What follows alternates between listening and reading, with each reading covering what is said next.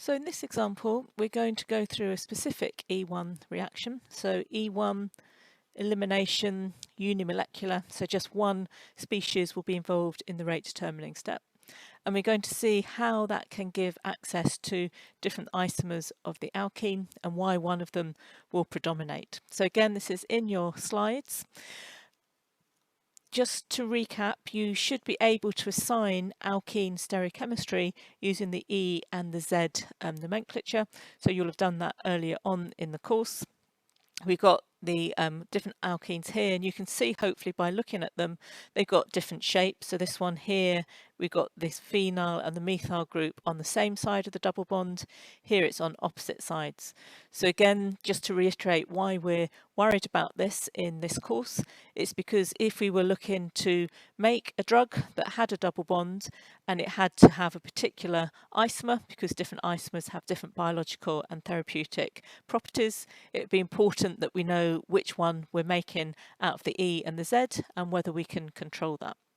So let's think about the mechanism. We've got this molecule here, and we're told that an E1 reaction is occurring under acidic conditions to give different alkene products. So E1, we know it's elimination unimolecular. We're going to lose a leaving group. So you might remember from the SN1 reaction that we looked at, we had an example before where we had a hydroxy, which is a possible leaving group, but it's quite a poor leaving group. But in the presence of acid, it becomes a better leaving group. So we can see here, electron rich can pick up the proton. That would convert this neutral OH into positively charged HOH plus. And that then becomes a better leaving group because it's positively charged. The bond will then be more polarized. So all we're doing in this first step with acid is converting this into a good leaving group. That will depart in our rate determining step, and only the substrate is involved in the reaction. The base isn't involved at this point. So we'll break that off. That will give us this carbon here. It's the same as this carbon here, positively charged because it's lost its bond. So that gives us our carbocation. So this is our carbocation is formed in the rate determining step of the E1 reaction.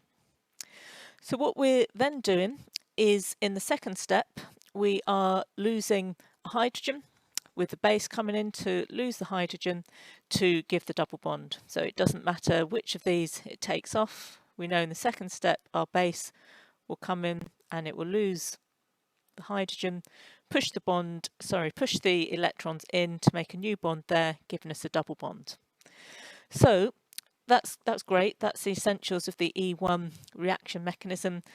Lose our leaving group in the rate determining step, base pull off the hydrogen to give the double bond. But there's something else we need to consider here, and that is that carbocations have a finite lifetime. So these carbocations, they exist in real time, and because they exist in real time, what we can get is rotation around this bond in the carbocation. So at the moment we've got the phenyl opposite to the methyl, but because we're getting rotation all the time around this bond, there will also be another orientation where the phenyl is on the same side as the methyl. And again, let's just sort of try and show that that's rotating around there to go back to here, rotate around there to go back to there. So if that's the case, we could get loss of a hydrogen from this species, leaving the phenyl and the methyl on opposite sides. But if when our base came in,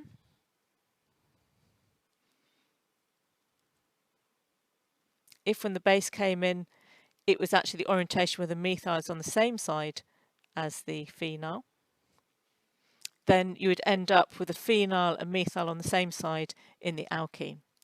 So what I'm essentially trying to show here is when we do the E1 reaction, we do lose the leaving group to give a carbocation, but this carbocation can exist in different orientations because of rotation around this carbon-carbon single bond. So if the phenyl and the methyl are on the same side at the point when the base takes off the hydrogen, then if the phenyl and the methyl are on opposite sides, when the base pulls off the hydrogen, they'll be on opposite sides here in the product. If instead the base pulled off the hydrogen at the point in time where the phenyl and methyl are on the same side, then again the phenyl and the methyl would end up on the same side of the alkene in the product.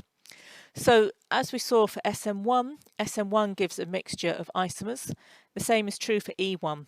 What we're going to get is a mixture of isomers. So that's the important stereochemical outcome, is that for E1 we get a mixture of isomers. If we were to look at the relative stability of these, what you find is this one would be more stable because the bulky groups are on opposite sides, so you're getting less interactions of electrons here with electrons here, compared to this one here where they're on the same side, so electrons here could clash with the electrons here. So you do tend to get more of this than this. However, you will always get mixtures of the two.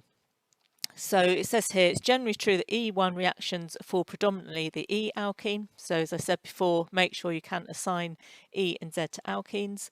That's because this is of lower energy, the transition state leading up to it is of lower energy.